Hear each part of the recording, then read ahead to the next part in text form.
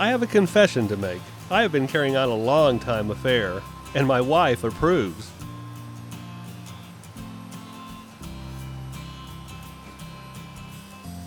That's because the affair is with the North Woods of Maine that Henry David Thoreau wrote about so eloquently a century and a half ago in the classic book, The Maine Woods. When I started work on a Maine Woods book in 2006, the plan was to spend 2 years photographing. 2 years turned into a 7-year journey of discovery, photographing and learning about the land, the people, and the rich history of Maine's North Woods.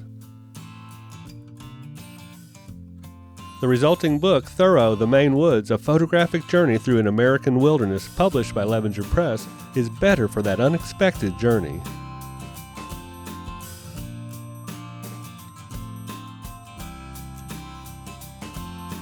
The book marries 88 color photographs with the words of Henry David Thoreau as he recounts 3 expeditions to the Maine Woods from 1846 to 1857.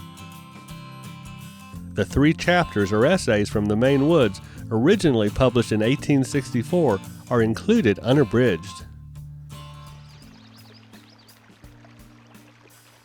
Some of the photographs in the book were created as recently as October 2012, and one as far back as October 2002. I wanted to experience the places that Thoreau wrote about in person, get a feel for them, and artistically interpret them in my own way.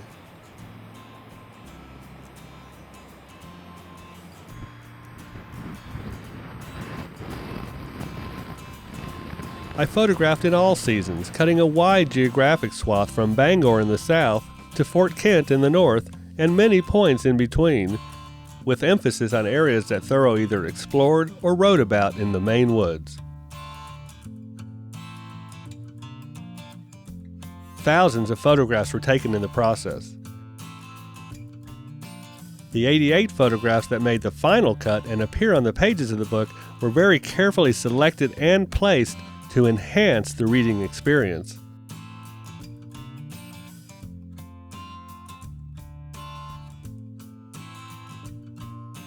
When I submitted the images for the book to my editor, she loved them mostly. I could tell that a few of the photographs took her slightly aback, as the images were not scenes that Thoreau could have witnessed in his day or written about.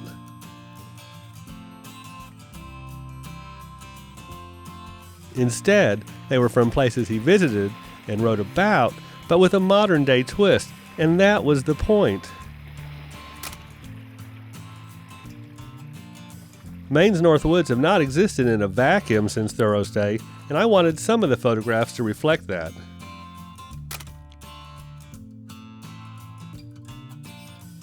While many of the photographs in the book are reminiscent of things Thoreau might well have seen, some, such as the steam locomotive gear and wheel photographed near the shoreline of Eagle Lake, allude to history in the Maine Woods since his time.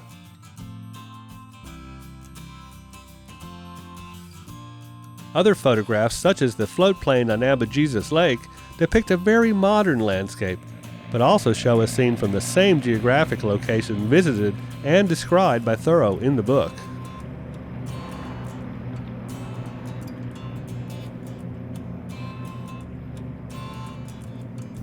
I was able to add a visual perspective to the book that Thoreau could only have dreamed of: aerial photographs. They add a unique perspective to the book and were made possible by a collaboration with Lighthawk, a nonprofit volunteer pilot organization.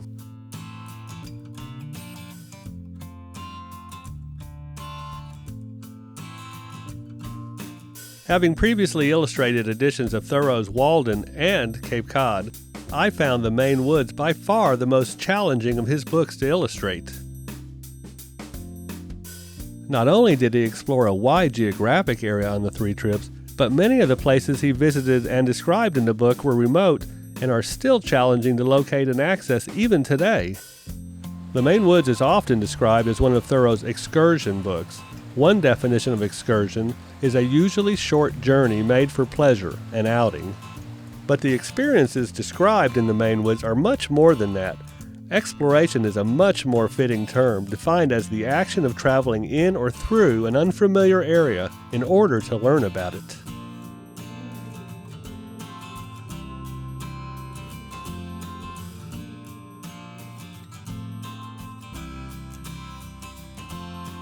This book is about 3 trips into a largely unknown area on a journey of geographic and personal discovery.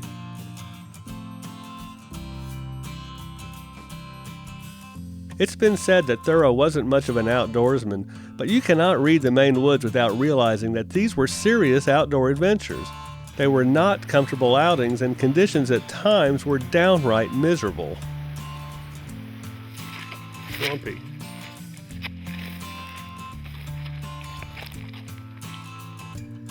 Along the east and west branches of the Penobscot River, there were no towns, no roads, and very few people. The rivers are still largely free-flowing today, and in many cases similar to what Thoreau saw. But the forest that Thoreau described is long gone, having been cut and replanted for generations. The Northwoods of Maine are still a wild place in many respects, and a mostly beautiful place, with hardy, hard-working people, a rich history, and an abundance of wildlife.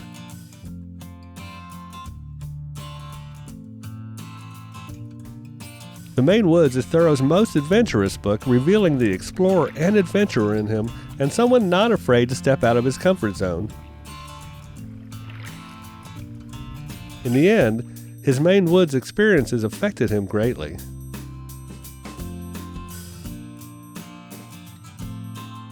Unfortunately, Thoreau did not live to see the Maine Woods published.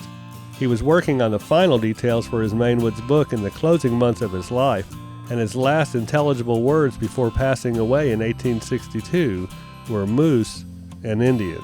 Maine was definitely on his mind to the very end.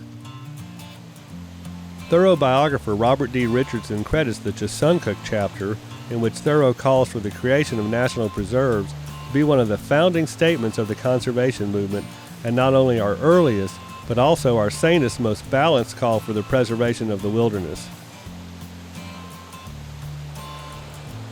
As the future of the Maine Woods is discussed and planned, including a proposal to create a new national park in the area, it's my hope that reading this book may help provide a greater understanding of both the past and the present.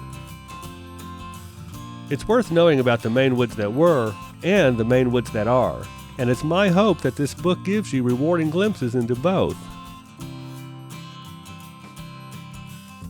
Traveling to the Maine Woods was a huge adventure in Thoreau's day, and it's still an adventure today, in some ways the same and in other ways different. Thoreau's The Maine Woods was relevant in his time, and it's still relevant today. Thoreau once wrote, "What I began by reading, I must finish by acting." I am proud to be associated with this new edition and hope you'll read the book, enjoy the photographs, and maybe even be inspired to undertake your own journey of discovery. Thoreau described it wonderfully with words, and I can convey it better through photographs and video, so let's experience a little more of Thoreau's Maine Woods.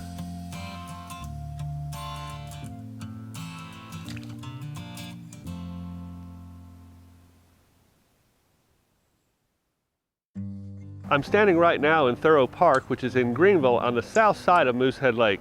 It's from this point right behind me, in 1853 and 1857, that Henry David Thoreau departed on 2 of his 3 Maine Woods journeys.